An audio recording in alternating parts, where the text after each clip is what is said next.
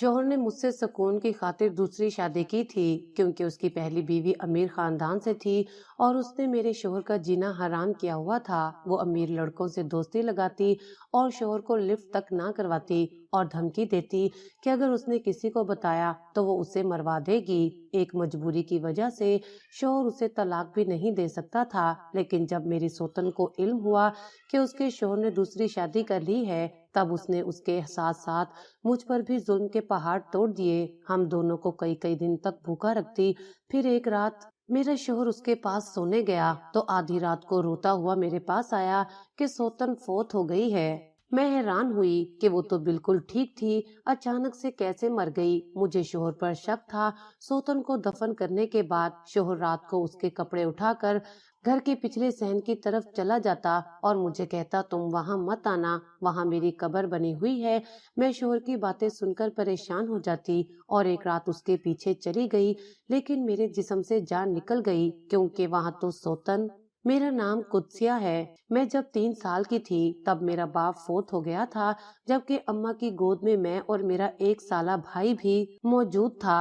अम्मा बेवा होकर दोबारा से अपनी माँ और भाइयों के दर पर जा बैठी थी, क्योंकि ससुराल में अब्बा की मौजूदगी में अम्मा को कोई नहीं पूछता था, तो अब्बा के मरने के बाद कोई क्या ही पूछता। अम्मा और अब्बा की मोहब्बत की शादी तो न थी, मगर शादी के बाद अम्मा अब्बा की पसंद बन चुकी थी। अब्बा गरीब जरूर था, लेकिन अम्मा का ख्याल रखने की पूरी पूरी कोशिश करता, दिन रात मेहनत करके कमा कर लाता और अम्मा और हमें अच्छा खिलाता पिलाता। यही बात मेरी दादी और फुफियों को हजम ना होती, लिहाजा वो अम्मा की दुश्मन बन गईं। अब्बा की जिंदगी में तो वो हमारा कुछ ना बिगाड़ सकी, लेकिन अब्बा के मरने के बाद वो अब्बा की चहेती बीवी और बच्चों को लाडला बनाकर कैसे रख पाती। वैसे भी घर में कमाने वाला वाहिद मेरा एक चचा ही बच्चा था, जिसके अपने बच्चे और बीवी भी थी। उन्होंने अब्बा की वफात के बाद बमुश्किल 1 महीना ही अम्मा और हमारा खर्चा उठाया था और अगले ही माह हमें वहां से चलता किया। दादी का कहना था कि अब मेरा एक ही कमाऊ पूत है, जिसकी कमाई पर मुझे अपनी 3 बेटियां भी ब्यानी हैं। ऐसे में मैं एक बेवा और उसके बच्चों का बोझ उठाने से कासिर हूँ। लिहाजा उन्होंने अम्मा के भाइयों को बुलाया और हमें उनके साथ रवाना कर दिया। अम्मा के 2 ही भाई थे, जो खुद शादीशुदा और बाल बच्चों वाले थे। वो नानी का खर्चा ही बामुश्किल उठा रहे थे। ऐसे में वो हमारा खर्चा क्या पूरा करते। हम उनके लिए एक बोझ के सिवा कुछ नहीं थे। मुमानियों ने बड़ी बेदिली से हमें घर में जगह दी थी। अम्मा के लिए रिश्ते की तलाश कर दी गई थी, कोई ऐसा रिश्ता जो बस अम्मा और 2 बच्चों का बोझ संभाले। इसके अलावा वो जैसा भी हो, जो भी हो, किसी को इससे कोई सरोकार ना था। अम्मा की इद्दत पूरी होने तक अम्मा के लिए रिश्ता भी तैयार था। इद्दत पूरी होते ही अम्मा की दूसरी शादी कर दी गई और यूं हमारा ठिकाना एक दफा फिर बदल गया।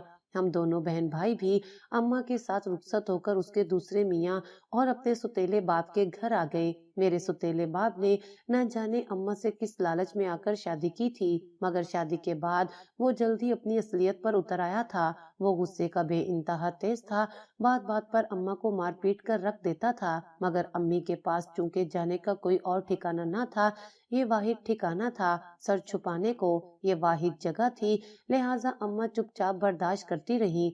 हमारे सुतेले बाप ने हमारी जिंदगी अजीर्ण बनाने में कोई कमी न छोड़ी थी, मगर अम्मा के लिए इतना ही काफी था कि वो अम्मा के 2 बच्चों का खर्चा उठाए हुए था। अगर हमारे से ये ठिकाना भी छिन जाता तो हम कहाँ जाते और शायद भूखे ही मर जाते। लिहाजा अम्मा चुपचाप उसका हर जुल्म सितम बर्दाश्त करती रही और कभी उफ तक ना की। अम्मा पूरी कोशिश करती कि उसकी किसी बात से उसके शोर को कोई तकलीफ ना पहुंचे। अम्मा ने अपने आप को उसकी पसंद और मर्जी के मुताबिक ढाल लिया था। वक्त के साथ साथ मेरा सुतेला बाप भी कुछ सुधर गया और उसने अम्मा को मारना पीटना कदरे कम कर दिया, मगर शायद अम्मा के नसीब में सुख लिखा ही नहीं था। वो अब बीमार रहने लगी थी। हर वक्त के गमों और तकलीफों ने उसे वक्त से पहले बूढ़ा कर दिया था। मैं 15 बरस की हो चुकी थी। मेरा छोटा भाई कुछ साल पहले ही घर छोड़कर भाग चुका था। वो ना जाने कहाँ गया था, उसके बारे में किसी को कोई खबर ना थी। उसका कहना था कि वो दूसरे शहर जाएगा और पैसे कमाकर मुझे और अम्मा को अपने साथ ही ले जाएगा। वो ये कहकर घर से निकला और कभी वापस पलट कर आया नहीं। कई साल उसके इंतजार में काटने के बाद अम्मा भी इस दुनिया से चल बसी। अम्मा की मौत के बाद मैं अपने सौतेले माँ बाप के लिए एक बोझ बन गई थी। मुझे उससे बहुत डर लगता था। वो गुस्से का बहुत तेज था। मैं घर के सारे काम निपटा कर एक कोने में दबकी रहती। वो जब भी घर में आता, मैं उसके सामने आने से भी गुरेज किया करती थी। उसने मेरी शादी के लिए रिश्तों की तलाश शुरू कर दी थी। वो मुझे जल्द अज जल्द यहाँ से रुखसत करके खुद शादी रचाना चाहता था, मगर मेरी शादी पर होने वाले खर्चे से वो परेशान हो गया। अगर इतने पैसे वो मेरी शादी पर खर्च कर देता तो अपनी शादी क्यों कर पाता। वो मुझे 2 जोड़ों में रुखसत करना चाहता था, बल्कि उसका बस चलता तो वो लड़के वालों से पैसे लेकर मेरा सौदा ही कर देता, और उसने यही किया। उसके दिमाग में न जाने कैसे ख्याल आया कि उसने अम्मा और उसकी औलाद पर जो पैसे लगाए थे वो सूद समेत वापस लिए जाएं। उसे कोई ऐसा रिश्ता तो ना मिला जो मुझे पैसों के ओस ब्याह कर ले जाते, मगर ऐसे गुंडे जरूर मिल गए थे जो मुझे बगैर निकाह के उससे खरीद कर ले गए, और यूं मेरे सुतेले बाप ने पैसों के लालच में मेरा सौदा कर दिया था। मेरे सुतेले बाप ने मुझे कहा कि उसके कुछ दोस्त आए हैं। शक तो मुझे तभी हो गया था जब मेरे बाप ने मुझसे चाय बनवाने की बजाय खुद ही चाय बनाई और एक कप मेरे लिए भी ले आया। उसने चाय में कुछ दवाई मिलाकर मुझे दी। मुझे पहले ही शक था, इसलिए मैंने चाय के चंद घूंट भरे और बाप के जाने के बाद चाय खिड़की से बाहर गिरा दी। मुझे नींद आ गई थी, लेकिन ज्यादा चाय न पीने की वजह से मैं हवासों में थी। जल्दी मेरी आंख खुल गई। वो लोग मुझे गाड़ी में बिठाकर अपने साथ पता नहीं कहाँ लेकर जा रहे थे। मैं बेहोश होने का ड्रामा करती रही। उनकी बातों से मुझे अंदाजा हुआ कि वो मुझे किसी अमीर आदमी को फरोख्त करना चाहते हैं जो मुझे मुल्क से बाहर लेकर जाएगा। मैं बहुत ज्यादा परेशान हो गई। अगर मैं मुल्क से बाहर चली जाती तो बचना नामुमकिन था। मैं दिल में खुदा से दुआ मांगने लगी कि मुझे इन लोगों से बचा ले। गाड़ी एक जगह रुक गई थी। वो लोग खाना खाने के लिए गाड़ी से उतरे थे। मौका अच्छा था। मैंने गाड़ी से उतरकर दौड़ लगा दी। उन्होंने मुझे देख लिया था। वो मेरे पीछे पीछे भागे। मैं सड़क पार कर रिहायशी कॉलोनी में घुस गई थी और अंधाधुंध भागती जा रही थी। वो गुंडे मुसलसल मेरे पीछे थे। अचानक मुझे घर का दरवाजा खुला नजर आया और मैं तेजी से अंदर दाखिल हो गई। मैं चारपाई के नीचे छुप गई थी। मैं बहुत ज्यादा डरी हुई थी कि कहीं गुंडे ना आ जाएं, लेकिन कोई नहीं आया तो मैं कुछ पुरसुकून हो गई। तभी मुझे एक आदमी की आवाज सुनाई दी। वो जो कोई भी था, उसको इल्म था कि मैं चारपाई के नीचे हूँ। अब छुपने का कोई फायदा नहीं था। मैं बाहर निकल आई। मेरे सामने 30-32 साल का एक खुश शक्ल आदमी खड़ा था। मैं काफी घबराई हुई थी। उसने मुझे तसल्ली दी, डरने की कोई बात नहीं, यहाँ आपको कोई खतरा नहीं। उसने कहा तो मुझे कुछ इत्मीनान महसूस हुआ। वो गली में किसी काम से निकला था, लेकिन उसने मुझे अपने घर में दाखिल होते देख लिया। उसने उन लोगों को भी मेरे पीछे भागते हुए देखा था, लेकिन उन लोगों की गली में दाखिल होते ही उसने जल्दी से घर में दाखिल होकर दरवाजे की कुंडी चढ़ा ली थी। उस आदमी ने मुझसे बड़ी हमदर्दी से पूछा था कि वो लोग कौन थे जो मेरे पीछे पड़े थे और मुझे किससे खतरा है। मैंने उसे अपनी तमाम कहानी सुनाई थी। वो मेरी मदद करना चाहता था, मगर मेरे पास वापसी का कोई ठिकाना नहीं था। मैं जाती भी तो कहाँ जाती। ना तो मेरे ननियाल वाले और ना ही मेरे ददियाल वाले मुझे रखने को तैयार थे। मेरा तो उनसे इतने सालों से कोई राब्ता भी नहीं रहा था, क्योंकि अम्मा ने दूसरी शादी के बाद पलटकर अपने घर वालों की जानिब नहीं देखा था। वो एक शरीफ आदमी था। उसने मुझे अपना नाम सलमान बताया था। मुझे उस घर में रहते हुए 1 हफ्ता होने वाला था, लेकिन उसने कोई नीच हरकत नहीं की थी और ना मेरी मजबूरी का फायदा उठाने की कोशिश की। वो घर पर अकेला ही रहता था, क्योंकि मैंने उसके घर में किसी और को नहीं देखा था। वो सुबह 9 बजे के करीब घर से मुलाजमत के लिए निकल जाता था और शाम को 5 बजे घर आता। घर के बाहर वो रोजमर्रा की तरह ताला लगा देता था। मैं यहाँ से जाने के बारे में सोच रही थी। आखिर मैं उसके घर में कब तक रह सकती थी। एक न एक दिन तो मुझे यहाँ से जाना ही था। मैं किसी फलाई इदारे में जाने का सोच रही थी, लेकिन मुझे तो किसी ऐसे इदारे के बारे में इल्म भी नहीं था। मैंने घर से कभी बाहर कदम नहीं रखा था। मैंने सलमान से इस बारे में बात की तो वो गहरी सोच में डूब गया था। कुछ देर सोचने के बाद उसने मुझे निकाह की पेशकश की थी। मैं हैरान रह गई थी। मुझे यकीन नहीं था कोई मुझ जैसी बेआसरा लड़की से शादी करने की तमन्ना करेगा। सच बात तो ये है कि मुझे भी सलमान अच्छा लगा था। उसकी शराफत और शख्सियत ने मुझे काफी मुतासिर किया था। सलमान ने मुझसे कुछ नहीं छुपाया था। उसने बताया था कि वो शादीशुदा है, मगर ये शादी उसने एहसान के बोझ तले दबकर की है। उसकी बीवी एक घुमंडी और खुदसर औरत है। सलमान ने उसका ख्याल रखने की बहुत कोशिश की, मगर वो सलमान के साथ खुश नहीं थी, इसलिए वो सलमान को छोड़कर अपने मेके चली गई। सलमान ने उसे मनाने और वापस लाने की बहुत कोशिश की, लेकिन उसने साफ इनकार कर दिया। मेरे आगे कुआं था और पीछे खाई। क्या करती? मैंने सलमान को हाँ कह दी थी। 2 दिन बाद चंद मोहल्ले वालों की मौजूदगी में सलमान का मेरे साथ निकाह हो चुका था। सलमान से शादी के बाद मैं काफी खुश थी। सलमान बहुत अच्छा था। वो मेरा बहुत ख्याल रखता था। वो मेरे लिए अक्सर मुख्तलिफ चीजें खरीद कर लाता था, कभी कपड़े, कभी मेकअप और कभी खाने पीने की चीजें। रात को अक्सर हम बाहर घूमने जाते थे। मेरा जिंदगी में इतना ख्याल कभी किसी ने नहीं रखा था। मैं अपनी जिंदगी में इतनी मगन हो गई थी कि मैं सलमान की पहली बीवी को तो बिल्कुल भूल गई थी। एक दिन दरवाजे पर दस्तक हुई। मैंने दरवाजा खोला तो सामने खड़ी एक औरत को देखकर हैरान रह गई थी। वो आंखें सुकेड़कर ऊपर से नीचे तक मेरा जायजा ले रही थी। कौन हो तुम और यहाँ क्या कर रही हो? वो मुझे एक तरफ करती घर के अंदर दाखिल हो गई थी। क्या तुम नई नौकरानी हो? वो हैरत भरे लहजे में मुझसे पूछ रही थी। मुझे बहुत गुस्सा आया। जी नहीं, मैं सलमान की बीवी हूँ। क्या? हैरत से उसकी आंखें खुल गई थी। सलमान की इतनी हिम्मत! कहाँ है वो? वो मुझे धक्का देती तेजी से बेडरूम में दाखिल हुई थी। उसके चीखने और चीजें पटकने की आवाजें मुझे बाहर तक आ रही थी। वो चिल्ला चिल्लाकर सलमान को बुरा भला कह रही थी। हैरत की बात ये थी कि सलमान उसके सामने भीगी बिल्ली बना हुआ था। वो औरत उम्र में सलमान से काफी बड़ी लग रही थी, मगर वो काफी मॉडर्न थी। मुझे कुछ ही देर में अंदाजा हो गया था कि वो सलमान की पहली बीवी थी और अपने घर वापस आ गई थी। वो हर वक्त मेकअप में सजी संवरी रहती। उसके पास एक से एक आला कपड़े मौजूद थे, जबकि मेरी हैसियत घर में नौकरानी से ज्यादा नहीं रह गई थी। वो किसी काम को हाथ ना लगाती और मुझ पर ऐसे हुक्म चलाती जैसे मैं उसकी मुलाजमा हूँ। मेरी जिंदगी गुलामों से बदतर थी। मैं हैरत से आंखें फाड़कर सलमान की जानिब देखा करती, मगर सलमान नजरें चुरा जाता। मुझे सलमान के इस रवैये से काफी धचका लगा था। सलमान अपनी पहली बीवी के सामने नजर तक नहीं उठाया करता था।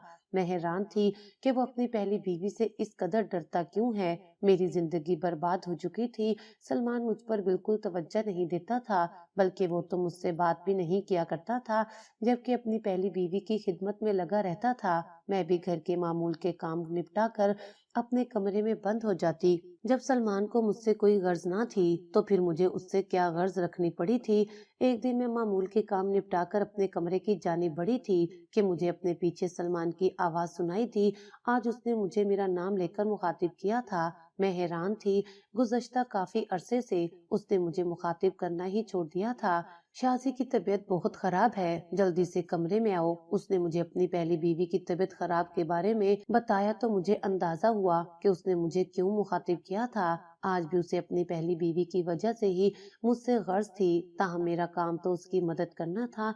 मुश्किल वक्त में उसने भी मेरी मदद की थी, लिहाजा मैं फौरन उसकी पहली बीवी के कमरे की जानिब बढ़ी थी। वो पेट पकड़े दर्द से बेहाल थी।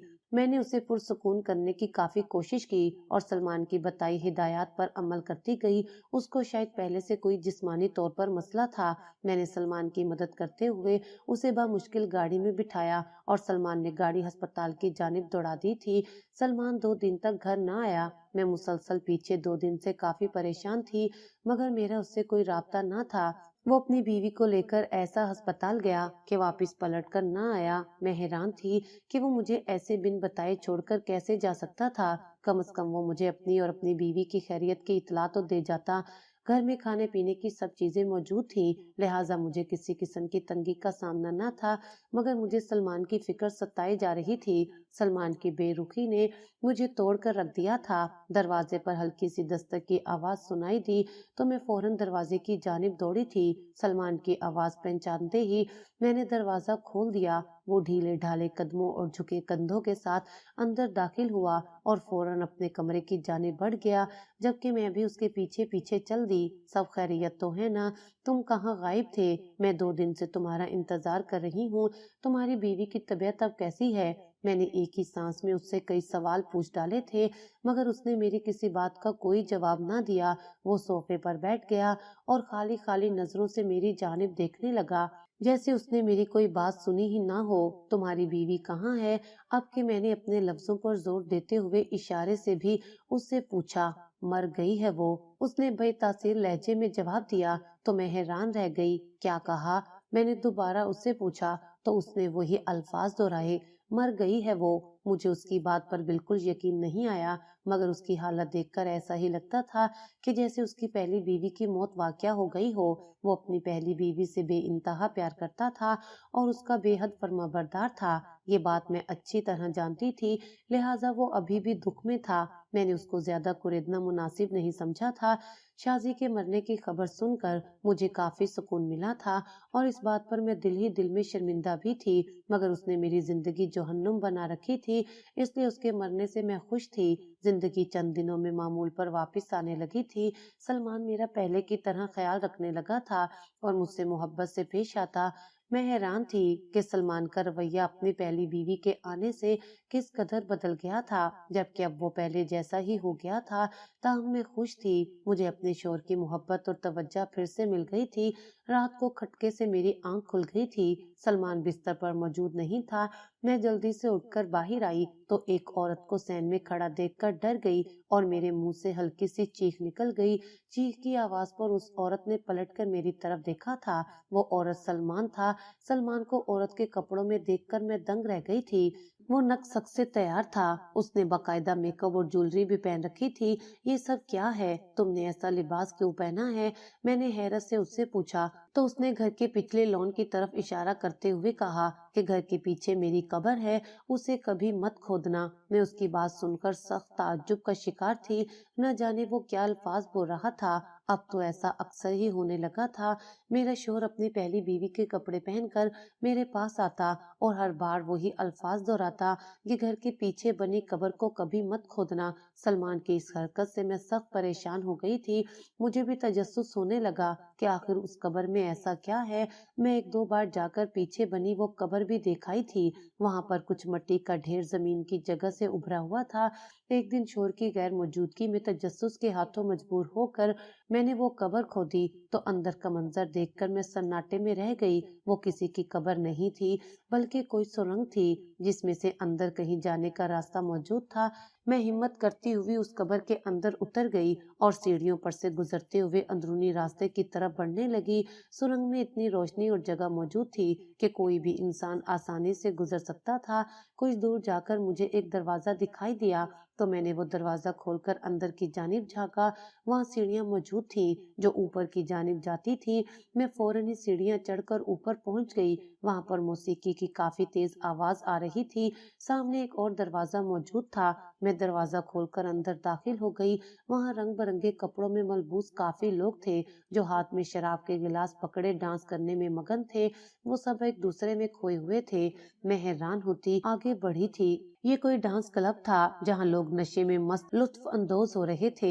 وہاں سلمان کو دیکھ کر مجھے حیرت کا ایک جھٹکا لگا تھا۔ وہ زنانہ لباس پہنے، میک اپ کیے، لوگوں کو مشروب پیش کر رہا تھا۔ ایسا لگتا تھا کہ جیسے وہ وہاں ویٹر تھا۔ سلمان بہت خوش تھا۔ میں نے اتنا خوش اسے پہلے کبھی نہیں دیکھا تھا۔ وہاں کسی کی بھی توجہ میری طرف نہیں تھی۔ تیز بے ہنگم موسیقی کے شور سے میرے کان کے پردے پھٹنے لگے تھے۔ میں الٹے قدموں واپس بھاگی اور گھر آ کر دم لیا۔ میں حیرت کے سمندر میں غوطہ زن تھی۔ مجھے لگ رہا تھا کہ جیسے میں کوئی خواب دیکھ رہی ہوں۔ میں سلمان کا بے چینی سے انتظار کر رہی تھی۔ سلمان گھر آیا تو میں پھٹ پڑی تھی۔ آج میں نے آپ کی سب حقیقت دیکھ لی ہے سلمان، یہ سب کیا ہے آخر؟ آج مجھے سچ جاننا ہے۔ سلمان صوفے پر بے دم ہو کر گر گیا تھا۔ میں خود بھی تمہیں سب حقیقت بتانا چاہتا تھا क्योंकि मैं ये सब झील झील कर अब थक चुका हूँ। सलमान बोला तो मैं तवज्जो से उसकी बात सुनने लगी। मैं बहुत छोटा था, शायद 6 या 7 साल का, जब एक हादसे में मेरे वालिदैन का इंतकाल हो गया था और मैं तन्हा रह गया था। मामू मुझे अपने घर ले आए।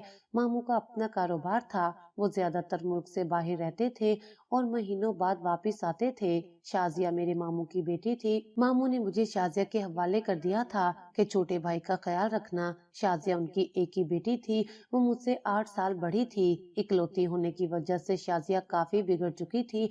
मुमानी शाजिया को किसी बात पर ना तो सजा देती और ना ही रोक टोक करती। जेब खर्च भी खुला देती थी। वो आवारा लड़कों के साथ फिरती और मौज मस्ती करती थी। आधी आधी रात तक घर से गायब रहती। वो सिगरेट भी पीती थी। मामू को तो किसी बात का इल्म नहीं था।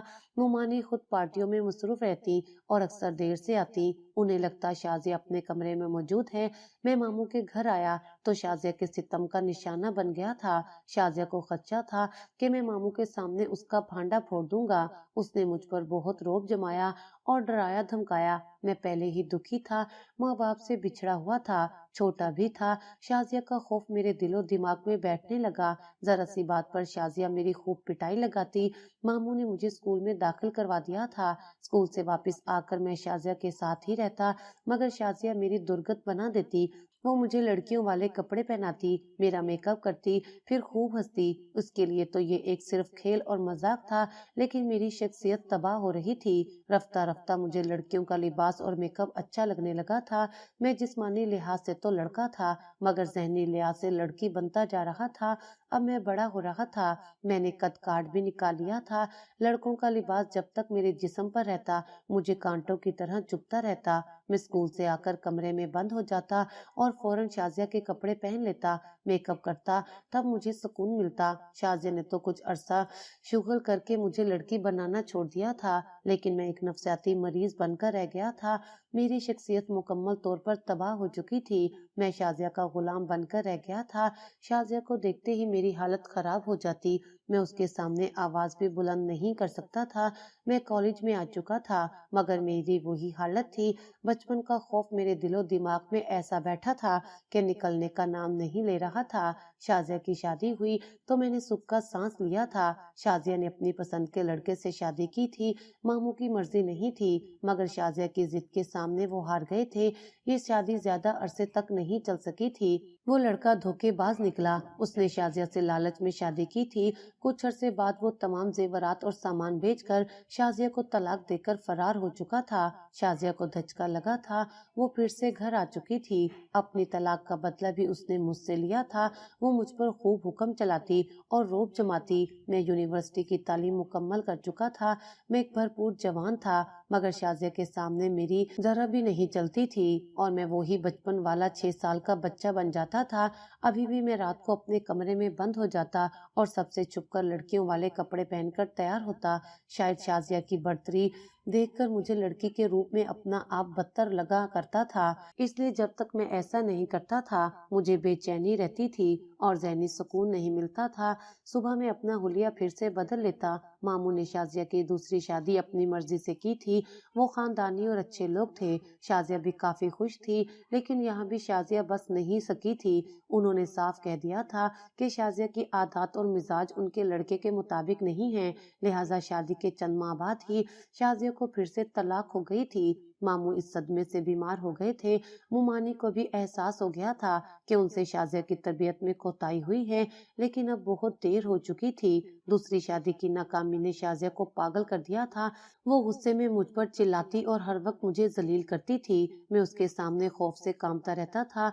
मामू बीमारी की वजह से मुस्तकिल घर पर थे। उन्होंने मेरी ये हालत देखी तो हैरान रह गए। उन्हें अंदाजा हो गया था कि मैं नफसियाती मरीज बन चुका हूँ। उन्होंने शाजिया से दूर रखने के लिए मुझे दूसरे शहर रवाना कर दिया था और एक बड़ा सा घर खरीद कर मेरे नाम कर दिया था। मुझे अच्छी मुलाजमत मिल गई थी। पुराने माहौल से दूर रहने की वजह से मेरी शख्सियत में भी नुमाया तब्दीली आई थी, मगर लड़की बनने का शौक अभी भी खत्म नहीं हुआ था। मैं दिन भर ऑफिस में मसरूफ रहता और शाम को घर आकर लड़की बन जाता था। मामू की तबीयत बहुत खराब थी। उन्होंने फोन करके मुझे बुलवा लिया। डॉक्टर उनकी तरफ से मायूस हो चुके थे। मामू शाजिया के मुस्तकबिल की वजह से बहुत परेशान थे। उन्होंने मेरे आगे हाथ जोड़ दिए कि मैं शाजिया से निकाह कर लूं ताकि वो सुकून से मर सके। मामू के मुझ पर बहुत एहसानात थे, मैं इनकार नहीं कर सका था। उसी दिन मेरा शाजिया के साथ निकाह हो गया था। मैं हैरान था कि शाजिया ने कैसे हाँ कर दी थी। शायद वो भी मामू की बीमारी की वजह से मान गई थी। उसी रात मामू का इंतकाल हो गया था। शाजिया का मेरे साथ वही रवैया था और मैं भी अभी भी उसके गुस्से से खौफजदा हो जाता था। शाजिया मेरे साथ आना नहीं चाहती थी, मगर मोमानी ने जबरदस्ती समझा बुझा कर उसे मेरे साथ रवाना कर दिया था। नए घर में मुझे जो सुकून मुयस्सर था वो खत्म हो चुका था। शाजिया ने मेरी जिंदगी अजीरन कर दी थी। वो किसी काम वाली को घर में टिकने ना देती, खुद उसे कोई काम आता नहीं था। वो मुझसे घर के और अपने सब काम करवाती। मुझ में शाजिया को इनकार करने की हिम्मत कहाँ थी।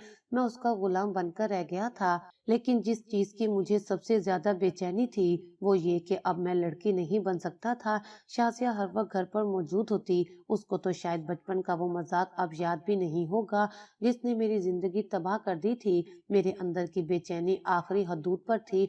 मेरे घर से कुछ दूर एक डांस बार था। मैंने घर के पीछे वाले लॉन से डांस क्लब के पिछले दरवाजे तक एक सुरंग खुदवा ली थी। मैं रात को शाजिया के सोने के बाद लड़की बनता और सुरंग के जरिए डांस क्लब चला जाता। वहां मैं जितनी देर चाहता लड़की के हुलिये में रहता, डांस करता और अपनी मर्जी की जिंदगी जीता। वहां के लोग मुझे ख्वाजा सरा समझते थे, लेकिन मुझे कोई परवाह नहीं थी। मैं नफ्सियाती तौर पर मुतमईन था। एक रात शाजिया की आंख खुल गई थी। उसको पता चल गया था कि मैं घर पर नहीं हूँ। वो काफी देर मेरा इंतजार करती रही। मैं सुबह होने के करीब आया था और दूसरे कमरे में जाकर अपना हुलिया तब्दील कर रहा था। तभी कमरे के दरवाजे पर जोरदार दस्तक हुई। मैं जल्दी जल्दी हुलिया तब्दील कर कर बाहर निकला। शाजिया बड़े गुस्से में थी। वो बुरी तरह चीख चिल्ला रही थी। वो कह रही थी, "उसे धोखा दे रहा हूँ और रात को मैं दूसरी औरतों के पास जाता हूँ।" शाजिया के चीखने से मेरी हालत खराब हो गई थी और मेरे हलक से आवाज नहीं निकल रही थी। मैं खौफ से लरज रहा था। जब वो बोल बोल कर थक गई तो अपना सामान लेकर घर से निकल गई कि वो अब यहाँ एक मिनट भी नहीं रहेगी। मोमानी का फोन आया था कि मैं शाजिया को मनाकर वापस ले जाऊं। मैं मोमानी के कहने पर उनके घर गया था। शाजिया से माफी मांगी और उसकी काफी मिन्नत समाजत की, लेकिन उसने मेरे साथ आने से साफ इनकार कर दिया था। इसी तरह कई माह गुजर गए, न शाजिया की हालत बदली ना मेरी। एक दिन मोमानी का फोन आया। वो रो रही थी और मुझे बुला रही थी। मैं फौरन उनसे मिलने चला गया। मोमानी ने ये रूह फरसा खबर सुनाई कि शाजिया को जिगर का कैंसर हो गया है। डॉक्टर्स उसका इलाज कर रहे हैं। मोमानी मुझसे माफी मांग रही थी। वो शर्मिंदा थी कि उनकी लापरवाही की वजह से शाजिया मुझसे इतना बुरा बर्ताव करती रही और उन्हें इल्म ही नहीं हो सका। उनका मानना था कि शाजिया के साथ जो हो रहा है उसकी जिम्मेदार वो खुद हैं, क्योंकि उन्होंने शाजिया को मुलाजमों के सुपुर्द कर दिया था और खुद अपनी जिंदगी में मगन हो गई थी। उन्होंने शाजिया की तरबियत पर कोई तवज्जो नहीं दी। वो चाहती थी कि मैं शाजिया को माफ कर दूं। मैंने मोमानी को तसल्ली दी। सच तो ये था कि उस घर में मुझे शाजिया के अलावा किसी ने कोई तकलीफ नहीं पहुंचाई थी। मामू ने पढ़ाया लिखाया और अपने पैरों पर खड़ा होने के काबिल बनाया था। मैं वापस आ गया था। ये वही दिन था जब उड़नों से बचने के लिए तुम मेरे घर में दाखिल हुई थी। मुझे पहले ही नजर में तुम अच्छी लगी थी। हम साथ मिलकर खाना खाते, चाय बनाते और बातें करते थे। मैं हैरान था कि एक हफ्ता गुजर गया था और मेरा लड़की बनने का दिल ही नहीं चाह रहा था। ना ही मैं डांस क्लब गया था। जब तुमने जाने की बात की तो मुझे अच्छा नहीं लगा और मैंने तुम्हें शादी की पेशकश कर दी। शाजिया ने तो कभी वापस न आने की कसम खा रखी थी और अब तो वैसे भी वो बीमार थी। शादी के बाद तुम्हारे साथ जो दिन गुजरे वो मेरी जिंदगी के सबसे अच्छे दिन थे। मैं बहुत खुश था। मैं अब सिर्फ मर्द ही रहना चाहता था, कभी औरत नहीं बनना चाहता था। मुझे लग रहा था कि मेरे नफ्सियाती मसाइल हल हो रहे हैं। शाजिया की तबीयत कुछ बेहतर हुई तो पता नहीं क्या सोचकर वो वापस आ गई थी। तुम्हें देखकर वो गुस्से में फट गई थी और पागलों की तरह चीखने चिल्लाने लगी थी। मैं एकदम से डर गया था। मुझे लगा मैं तो कभी तब्दील ही नहीं हुआ था। मैं तो आज भी वही 6 साल का बच्चा था। جو شازیہ کے خوف سے سہم کر کونے میں دبک جاتا ہے۔ تمہیں ایک 30 سال کے آدمی کو 6 سال کے بچے کی طرح خوف زدہ دیکھ کر بہت حیرانی ہوئی تھی، لیکن شازیہ کے خوف کی یہ گرہ تو بچپن سے میرے دماغ میں لگی ہوئی تھی اور ابھی تک کھل نہیں سکی تھی۔ مجھے تمہارے ساتھ شازیہ کی ہر زیادتی نظر آتی تھی، مگر میں بے بس تھا۔ شازیہ کی طبیعت خراب ہو گئی تھی، میں اسے ہسپتال لے گیا، وہ درد سے تڑپ رہی تھی، چند گھنٹوں میں ہی اس کا انتقال ہو گیا تھا۔ میں نے مومانی کو فون کر دیا تھا اور شازیہ کی میت لے کر مومانی کے پاس پہنچ گیا تھا۔ مومانی بہت غمزدہ تھی، وہ رو رہی تھی۔ مومانی نے بتایا کہ ڈاکٹرز نے شازیہ کو بہت منع کیا تھا کہ وہ شہر سے باہر نہ جائے، کیونکہ اس کا علاج رک جائے گا اور علاج رکنے سے اس کی جان کو خطرہ ہو سکتا ہے، لیکن شازیہ نے ڈاکٹروں کی ایک نہیں مانی اور مجھ سے ملنے چلی آئی۔ مومانی حیران تھی کہ پہلے تو شازیہ نے یہاں آنے سے صاف انکار کر دیا تھا، پھر وہ ڈاکٹروں کے منع کرنے کے باوجود اپنا علاج بیچ میں چھوڑ کر کیوں چلی گئی تھی، مگر میں شازیہ کو اچھی طرح سے جانتا تھا، وہ ایسی ہی تھی، ضدی اور منمانی کرنے والی۔ اگلے دن شازیہ کی تدفین کے بعد میں فوراً واپس گھر آ گیا تھا۔ مومانی نے رکنے کا کہا تھا، مگر مجھے تمہاری فکر تھی کہ تم یہاں پر اکیلی تھی۔ شازیہ تو مر چکی تھی، مگر مجھے دماغی طور پر ایک بار پھر مفلوج کر گئی تھی۔ میں نے عورت کا روپ دھار کر ڈانس کلب پھر سے جانا شروع کر دیا تھا۔ میں تمہارے سونے کا انتظار کرتا اور پھر لڑکی بن کر کلب چلا جاتا اور تمہارے اٹھنے سے پہلے واپس آ جاتا تھا۔ ایک دن میں واپس آیا تو تم نے مجھے دیکھ لیا تھا، تم ڈر گئی تھی اور حیرت سے مجھے دیکھ رہی تھی۔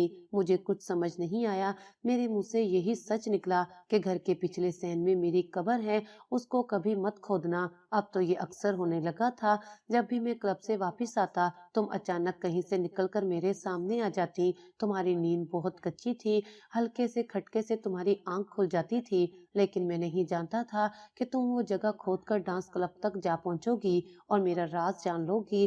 بس یہی میری زندگی کا وہ راز ہے جس کا کسی کو آج تک علم نہیں۔ میں سلمان کی زندگی کے بارے میں جان کر حیران رہ گئی تھی، میں سوچ بھی نہیں سکتی تھی کہ سلمان اندر سے اس قدر دکھی ہے۔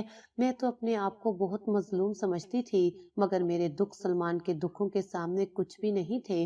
مجھے پورا یقین تھا کہ میرا ساتھ سلمان کے نفسیاتی مسائل کو مکمل طور پر ختم کر دے گا، اس لیے میں نے مسکرا کر سلمان کا ہاتھ مضبوطی سے تھام لیا تھا۔